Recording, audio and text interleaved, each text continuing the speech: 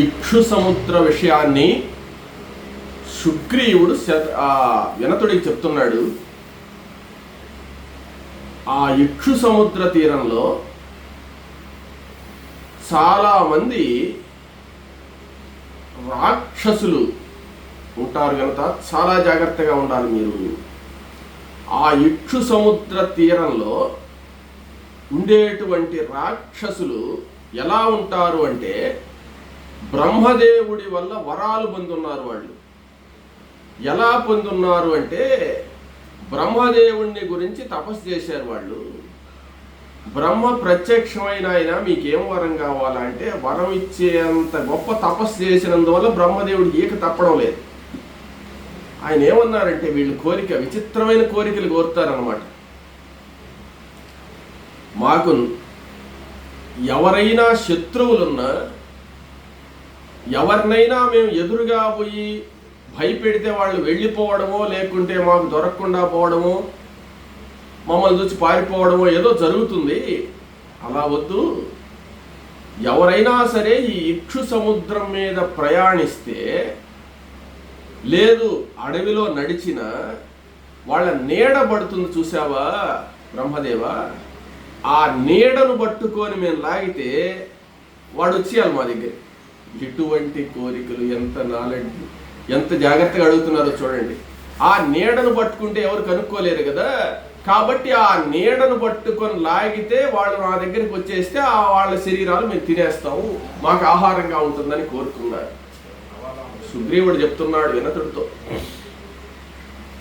ఆ ఇక్షు సముద్రం దగ్గర మీరు ప్రయాణించేటప్పుడు సముద్రం మీద పోతూ ఉన్నా సరే, సముద్రం పక్కన పోతూ ఉన్నా సరే, మీ నీడను మీరు గమనించండి. మీ నీడలు పట్టుకొని లాక్కొని ఆ రాక్షసులు తినేస్తారు. అలా ఆకర్షించేటువంటి రాక్షసులు చాలా మంది ఉన్నారు అక్కడ, జాగ్రత్తగా ఉండండి అని చెప్పాడు. ఆ ఇక్షు సముద్ర తీరం అంతా కూడా రావణాసురుడికి బాగా తెలుసు.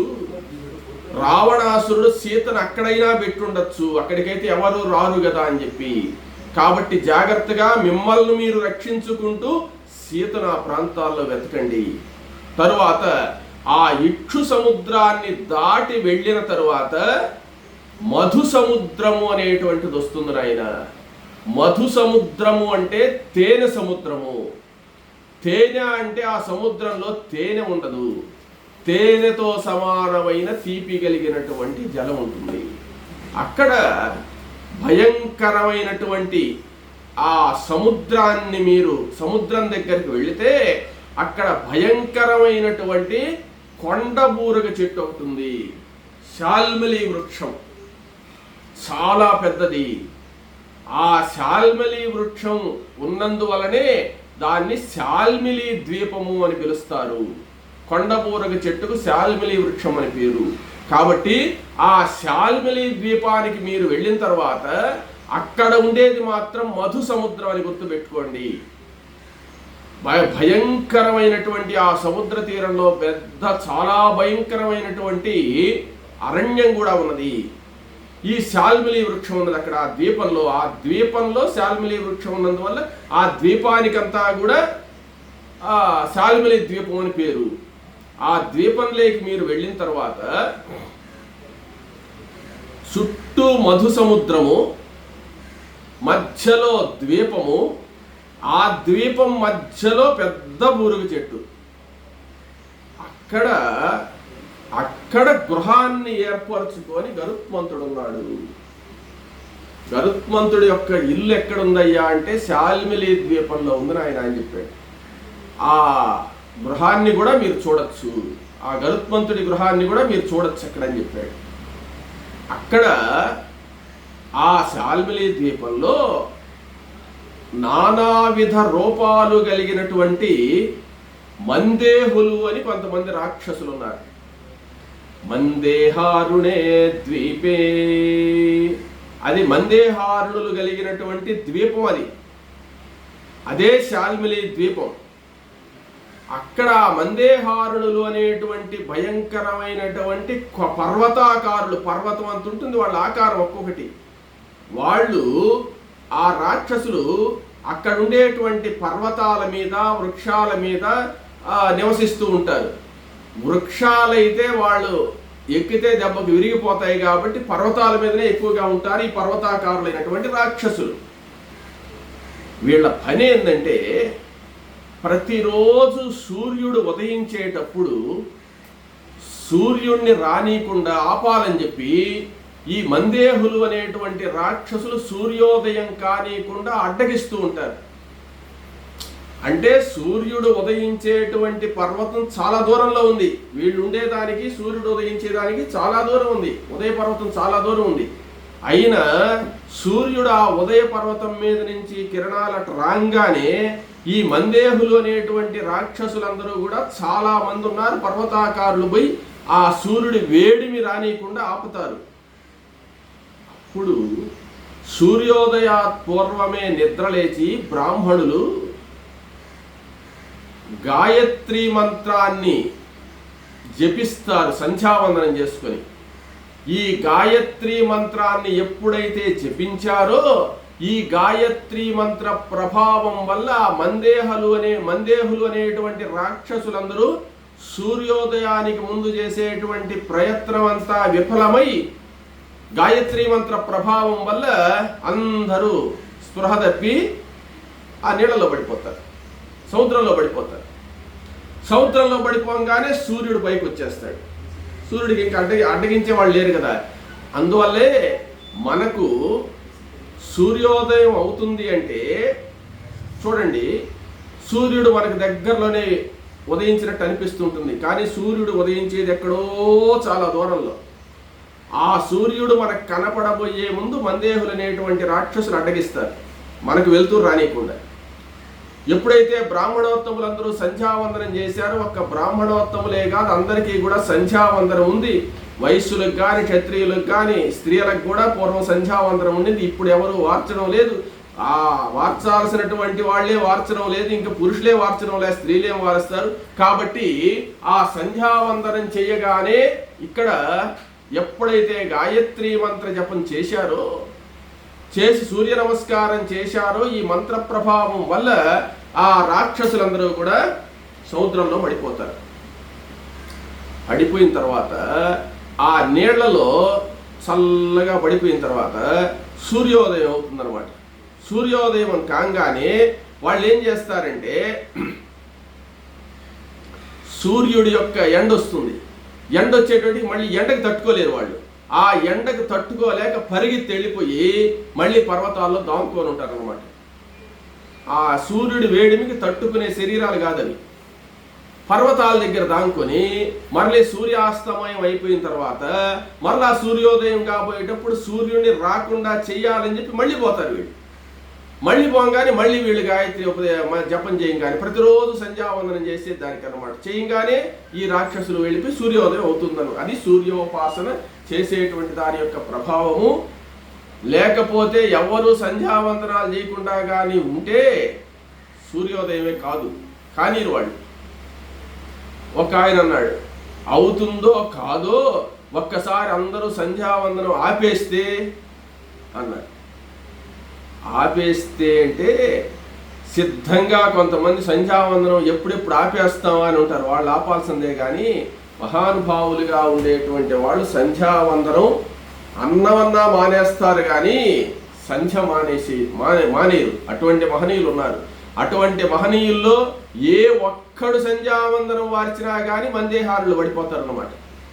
కాబట్టి మన యొక్క భూలోకంలో సంధ్యావందనం అనేటువంటిది ఆపడం అనేది సాధ్యమైనటువంటి పని కాదు.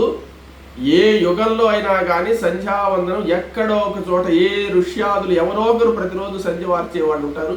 అటువంటి మహానుభావుల వల్లే, అటువంటి మహనీయుల యొక్క అనుగ్రహం వల్లే మనకు సూర్యభగవానుడు సూర్యోదయం అవుతుంది. అందువల్ల వేదాన్ని మనం రక్షించాలి, వేదాన్ని గౌరవించాలి, ఆ గాయత్రి జపాన్ని నిరంతరం చెయ్యాలి. ఆ గాయత్రి జపాన్ని నిరంతరం చేస్తేనే మనకు భవిష్యత్తు అనేటువంటిది ఉంది, మనుగడ అనేటువంటిది ఉంది అని చెప్పి ఆ వేదం చెప్తుంది. అదే విషయాన్ని సుగ్రీవుడు ఇక్కడ చెప్తున్నాడు. ఆ మందేహారులు అనేటువంటి వాళ్ళు పడిపోయి మళ్ళీ సూర్యుడి దెబ్బకి తట్టుకోలేకపోయి అడవులు పర్వతాల దగ్గర దాంకొని మళ్ళీ సూర్యోదయం ఇప్పుడు ప్రతిరోజు అడ్డగిస్తుంటారంటే ఆ ప్రయత్నం అనేది వాళ్ళు చాలా యుగాల నుంచి చేస్తూనే ఉన్నారు. వాళ్ళకి ఆటంకం వస్తూనే ఉంది. ఎందువల్లంటే ఈ గాయత్రి మంత్ర జపం వల్ల వాళ్ళకి ఆ ఇబ్బంది కలుగుతూనే ఉంది. ఇప్పటి ఈనాటికి కూడాను అటువంటి ప్రాంతాల్లో అంతా కూడా సీతాన్వేషణ చెయ్యండి. తరువాత అక్కడి నుంచి దాటి వెళ్ళండి.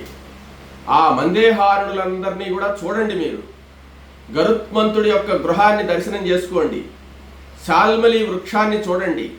అక్కడి నుంచి దాటి ఘృత సముద్రము అని వస్తుంది. నెయ్యి సముద్రం అంటే నేతితో సమానమైనటువంటి రుచి కలిగినటువంటి నీళ్లు కలిగినటువంటి ఆ ఘృత సముద్రాన్ని దాటి కుశద్వీపము అనేటువంటి ద్వీపాన్ని చేరండి. దాని తర్వాత దధి సముద్రం వస్తుంది. దధి సముద్రాన్ని కూడా దాటితే క్రౌంచ్య ద్వీపము అనేటువంటి ఒక ద్వీపం వస్తుంది. ఆ క్రౌంచ్య ద్వీపాన్ని అతిక్రమించిన తర్వాత తెల్లగా ప్రకాశించేటువంటి క్షీరసాగరం కనపడుతుంది నాయన. ఆ క్షీరసాగరం దగ్గర మధ్యలో ఆ క్షీరసాగరం దగ్గరికి వెళ్ళిన తర్వాత ఆ క్షీరసాగరం యొక్క మధ్యలో మంచి సువాసన వెదజల్లేటువంటి రజత వృక్షాలు, అక్కడ వృక్షాలు ఉంటాయి. అక్కడ ఒక ద్వీపం మాదిరి ఉంటుంది. యొక్క క్షీర సముద్రంలో అక్కడ ఆ క్షీర సముద్రంలో ఉండేటువంటి ఆ ద్వీపాలు కొండలు అన్నీ ఉంటాయి కదా. వాటిల్లో రజత వృక్షాలు, వెండి వృక్షాలు ఉంటాయి. ఆ వెండి వృక్షాలకి పుష్పాలు పూస్తుంటాయి. ఆ పుష్పాలు మామూలుగా వెండికి వాసన ఉంటుంది కదా, కానీ ఆ పుష్పాలు మాత్రం సుగంధభరితమై ఉంటాయి. అక్కడ శ్వేతవర్ణమైనటువంటి వృషభ పర్వతము అనేది ఉంది ఆయన. అక్కడ అంటే క్షీరసాగరంలో వృషభ పర్వతము అనేటువంటి ఉంది. ఆ వృషభ పర్వతం మీద ఉండేటువంటి చెట్లన్నీ కూడా వెండి వృక్షాలు ఉన్నాయి, వెండి పుష్పాలు, కానీ సువాసన వెదజల్లుతూ ఉంటాయి. అక్కడే సుదర్శనము అనేటువంటి ఒక సరస్సు కూడా ఉన్నది. ఆ సరస్సును కూడా మీరు దర్శించండి అని చెప్పి అన్నాడు. అంటే మార్గం అంతా ఎంత పెద్ద మార్గాన్ని చెప్తున్నాడో చూడండి. తర్వాత ఆ సుదర్శనం అనేటువంటి సరస్సు దగ్గరకు మీరు వెళితే దాంట్లో తామర పుష్పాలు ఉన్నాయి.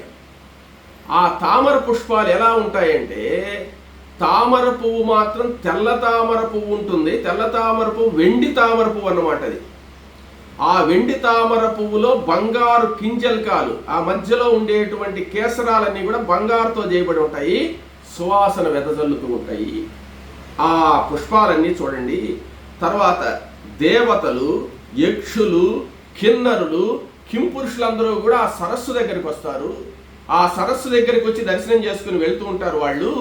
అటువంటి సుదర్శనం అనేటువంటి ఆ సరస్సును కూడా మీరు దర్శనం చేసుకోండి. అక్కడ కూడా సీతాన్వేషణ చేయండి.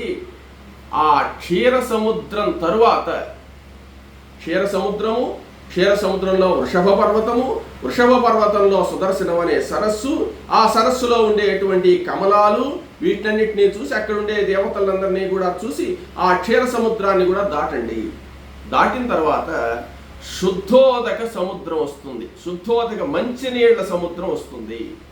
ఆ మంచినీళ్ల సముద్రంలో వడబాగ్ని అనేటువంటిది ఒకటి ఉంది ఆయన, జాగ్రత్త అన్నాడు. ఆ వడబాగ్ని అనేటువంటిది ఎలా ఉంటుందయ్యా అంటే, ఔర్వుడు అనేటువంటి ఒక మహర్షి కోపం వల్ల వడబాగ్ని అనేటువంటిది పుట్టింది. ఆ ఔర్వుడు అనేటువంటి మహర్షి కోపమే అగ్ని. ఆ అగ్ని బడబాముఖము అంటే ఆ గుర్రము యొక్క తలతో ప్రకాశిస్తుంటుంది ఆ అగ్ని. అందువల్ల బడబా అగ్ని అంటారు దాన్ని. ఆ బడబా అగ్ని ఆ శుద్ధ సముద్రంలో, శుద్ధోదక సముద్రంలో ఉన్నది. ఆ సముద్రంలో భూతాలు ఉన్నాయి చాలా. భూతాలు అంటే జీవరాశులు. ఆ సముద్రంలో ఉండేటువంటి జీవరాశులన్నీ కూడా ఆ బడబాగ్నిని చూసి భయపడిపోతుంటాయి, గడగడ వణుకుతూ పెద్దగా అరుస్తుంటాయి. ఆ భూతాలన్నీ అరిచేటువంటి అరుపులు మీకు వినబడుతుంటాయి. సముద్ర ఘోష అంటారు చూసావా, అదే ఘోష సముద్రం అరుస్తుందంటారు చూసారా, అదే విధంగా బడబాగ్ని యొక్క భయానికి ఆ సముద్రంలో ఉండేటువంటి ఆ భూతాలన్నీ కూడా అరుస్తుంటే భయంకరంగా ఉంటుంది. ఆ శబ్దానికి మీరేం భయపడద్దు. తర్వాత ఆ సముద్రం తర్వాత నాయన 13 యోజనాల దూరం పోండి.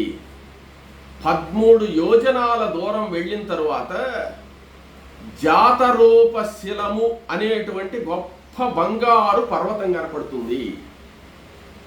జాతరూపం అంటేనే బంగారం అన్నమాట. ఆ జాతరూపం అనేటువంటి పేరు కలిగిన బంగారు పర్వతం ఒకటి కనపడుతుంది. ఆ పర్వతం శిఖరంలో తెల్లని దేహంతో నీల వస్త్రాన్ని ధరించి విశాలమైనటువంటి నేత్రాలతో 1000 శిరస్సులతో భాసిల్తూ సమస్త భూభారాన్ని వహించేటువంటి ఆ ఆదిశేషుడు అక్కడ దర్శనమిస్తాడు మీకు. ఆ కాంచన పర్వతం మీద కనపడతాడు. సర్పమూర్తిగా కనపడతాడు. సర్పమూర్తిగా ఉండేటువంటి ఆ ఆదిశేషుడిని దర్శనం చేసుకోండి. ఈ భూభారాన్నంతా వహించేటువంటి వాడు ఆయనేను. ఆ అనంతుడి యొక్క ధ్వజం కాంచన తాళ వృక్షము, అంటే బంగారు తాటి చెట్టు. బంగారు తాటి చెట్టు ధ్వజంగా ఉంటుంది ఆయనకు. ఆ బంగారు తాటి చెట్టు ధ్వజాన్ని ఆ జాత రూపం, అంటే ఆ బంగారు కొండ జాతరూప పర్వతం యొక్క శిఖరం మీద బ్రహ్మ విష్ణు మహేశ్వరులు నిర్మించున్నారు దాన్ని. ఆ ఆదిశేషుడి యొక్క ధ్వజం అది తాళ వృక్షము, కాంచన తాళ వృక్షం అది ఆ తాళ ధ్వజాన్ని ఎత్తులో, ఆ బంగారు శిఖరంలో ఎత్తులో నాటున్నారు. అది కనపడుతూ ఉంటుంది. అది ఈ ప్రపంచానికంతా కూడా తూర్పు దిక్కుకు హద్దు నాయన అని చెప్పాడు. ఆ తూర్పు దిక్కుకు హద్దుగా నిర్మించారు దాన్ని. దాని తర్వాత ఉదయ పర్వతం ఉంది. ఆ తాళవృక్షం ప్రకాశించేటువంటి, అంటే బార్డర్ అన్నమాట, అది తూర్పు దిక్కు ఇక్కడ వరకు అని నిర్ణయించారు. అక్కడ దాన్ని గుర్తుగా ఆదిశేషుడు ఆ తాళధ్వజం నిర్మాణం చేశారు. తర్వాత దాని తర్వాత పోతే ఉదయ పర్వతం అనేటువంటి ఉంది. ఆ ఉదయ పర్వతం అనేటువంటిది కాంచనమయం, మొత్తం బంగారే, దివ్యమైనటువంటిది. ఆ పర్వతం అగ్రభాగంలో 100 యోజనాలు, అంటే ఆ పర్వతం యొక్క అగ్రభాగం 100 యోజనాలు ఎత్తుగలిగి స్వర్గాన్ని తగులుతుందా అన్నట్లుగా కనపడుతుంటుంది మనకు. కాబట్టి ఆ పర్వతాన్ని చూడండి. ఆ ఉదయగిరి అగ్రభాగం, ఉదయ పర్వతం యొక్క శిఖరం, అది 1 యోజనం వైశాల్యం ఉంటుంది. శిఖరము 10 యోజనాల ఎత్తు ఉంటుందన్నమాట. ఎత్తుండేటువంటి ఆ బంగారు శిఖరం కనపడుతుంది మీకు. అక్కడ సౌమనస్సము అని పిలుస్తారు ఆ శిఖరాన్ని. సౌమనస్సము అని పిలిచేటువంటి శిఖరం అది. అక్కడ వామనుడు భూమిని కొలిచినప్పుడు, అంటే బలిచక్రవర్తి 3 అడుగులు దానం చేశాడు కదా, 3 అడుగులు దానం చేసినప్పుడు మొట్టమొదటి అడుగు ఆ సౌమనస శిఖరం మీద పెట్టాడు ఆయన. 2వ అడుగు సూర్యుడు అస్తమించేటువంటి పశ్చిమ దిక్కులో సావర్ణి మేరు శిఖరం అనేటువంటి దాని మీద 2వ పాదం పెట్టాడు వామనుడు. కాబట్టి ఆ శిఖరాన్ని మీరు చూడండి, ఆ సౌమనస శిఖరాన్ని. అది సూర్యుడు ఉదయించేటువంటి పర్వతం, ఉదయాద్రి అని పిలుస్తారు దాన్ని. సూర్యుడు అస్తమించిన తర్వాత జంబూద్వీపానికి ఉత్తర భాగం నుంచి మరలా తిరిగి వచ్చి సూర్యోదయం అప్పుడు మేరు పర్వతానికి దక్షిణ భాగంలో ఉండేటువంటి మనందరికీ కూడా అక్కడ ఉదయించినట్టుగా దర్శనమిస్తాడు సూర్యుడు. అది ఉదయాచలం అని చెప్పి మనం అంటామని చెప్పి అన్నాడు. సౌమనస్సం చేరిన పిదప మేరు దక్షిణ ప్రాంతంలో ఉండే మనందరికీ సూర్యుడు కనపడతాడు. ఈ పర్వతం మీద అనేక మంది వైఖానసులు, వాలఖిల్యులు, మొదలైనటువంటి ఋష్యాదులందరూ దేదీప్యమానంగా వెలుగుతూ తపస్సు చేస్తూ ఉంటారు నాయన. ఆ ఉదయ పర్వత సమీపంలోనే ఒక సుదర్శనం అనేటువంటి పేరుతో ఒక ద్వీపం కూడా ఉంది. ఆ ద్వీపం కాంచనమయమైనటువంటిది. ఆ సూర్యుడు ఉదయించినప్పుడు సూర్యోదయం కాగానే మనకు ఎర్రటి పొద్దు వస్తుంది కదా. ఆ ఎర్రటి పొద్దు ఎందుకు వస్తుందంటే ఆ సౌమనసం అనేటువంటి శిఖరం బంగారుది కాబట్టి ఆ బంగారు శిఖరం దగ్గర సూర్యకాంతి వచ్చినప్పుడు సూర్యోదయంతో కూడా మనకు ఎర్రగా కనపడుతుంది. ఆ బంగారు ఈ సూర్యకిరణాలు కలిసినందువల్ల అని చెప్పి అన్నాడు. తర్వాత ఇది పూర్వ దిక్కు నాయన. ఆ పూర్వ దిక్కు నుంచి అవతల మీరు వెళ్ళొద్దు. ఇంకా ఆ సుదర్శనం అనేటువంటి ద్వీపం ఒకటి ఉంది, సౌమనసం అనేటువంటి పర్వతం ఉంది. అక్కడి నుంచి సూర్యుడు మనకు దర్శనమిస్తూ ఉంటాడు. సూర్యుడు ఉదయించేటువంటి పర్వతం అది. అక్కడి నుంచి అవతల అంధకారం, చీకటి, సూర్యుడు చంద్రుడు ఉండరు అక్కడ. మహాగాఢాంధకారం ఉంటుంది కానీ అక్కడ ఏమీ కనపడదు మీకు. ఇంకా అక్కడికి ఒకవేళ పోవాలంటే దేవతలు మాత్రమే పోగలరు కానీ మనుష్య మాత్రులు వానరులు మాత్రం ఈ యొక్క ఏ భూతాలు కూడా పోలేవు. ఒక్క దేవతలు మాత్రమే అక్కడికి వెళ్ళి చూడొచ్చు. ఆ గాఢాంధకారంలో ఏముందనే విషయము ఇతరులు సంచరించలేరు కాబట్టి అక్కడి వరకు మీరు సీతను వెతికి రండి.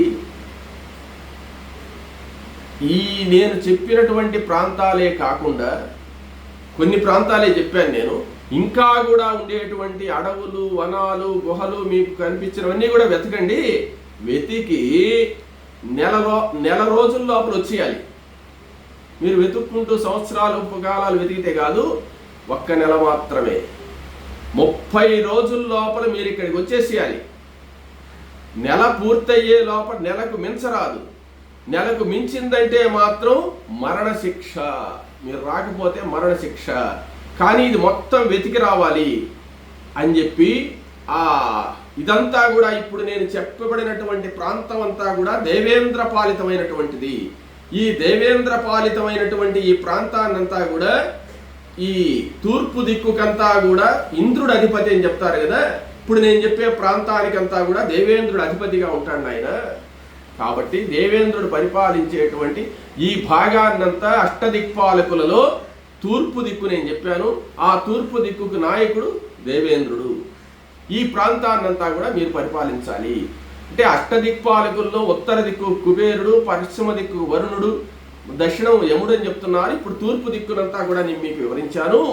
తరువాత అక్కడ ప్రతి చోట కూడా సీతను వెతకి త్వరగా వచ్చి నాకు సమాచారం చెప్పవలసింది. నెల రోజులు మాత్రమే మీకు గడువు అని చెప్పి సుగ్రీవాజ్ఞ చేశాడు. తర్వాత కానీ వస్తే మరణశిక్ష మీకు. మీరు నాకేం వార్త చెప్పలేదు, చంపేస్తానని చెప్పి మరణశిక్ష విధించినట్టు చెప్పేశాడు. తర్వాత ఆ వినతుడు వినయంగా నమస్కారం చేశాడు. 1,00,000 మంది సైన్యాన్ని తీసుకున్నాడు. ఆ 1,00,000 మంది సైన్యాన్ని తీసుకొని, అలాగే మహారాజా మీ ఆజ్ఞ ప్రకారం తూర్పు దిక్కు అంతా కూడా గాలించి సీతను అన్వేషించి నేను తిరిగి వస్తానని చెప్పాడు. వినతుడికి ఆజ్ఞ ఇచ్చినటువంటి వాడై సుగ్రీవుడు ఇలా చూశాడు. పక్కకు చూడంగానే నీలుడు ఉన్నాడు అక్కడ. నీలుడు, హనుమంతుడు, జాంబవంతుడు, సుమంత్రుడు, శరారి, శరగుల్ముడు, గజుడు, గవాక్షుడు, గవయుడు, సుషేణుడు, వృషభుడు, మైందుడు, ద్వివిధుడు, విజయుడు, గంధమాదనుడు, ఉల్కాముఖుడు, అనంగుడు, అంగదుడు. వీళ్ళందరిలో యువరాజైనటువంటి అంగదుడు ఉన్నాడు అనమాట. వీళ్ళందరినీ చూసి, నాయనలారా తూర్పు దిక్కుగా వెళ్ళేటువంటి విషయాన్నంతా వినతుడికి ఒప్పచెప్పాను. మీరందరూ కలిసి సైన్యాన్ని తీసుకొని దక్షిణ దిక్కును మీరు వెతకాలి.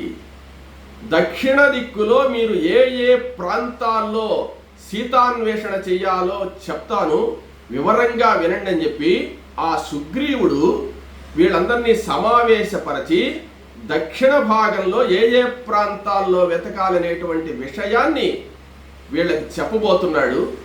ఆ దక్షిణ దిక్కు యొక్క విషయాన్ని రేపు తెలుసుకుందాం.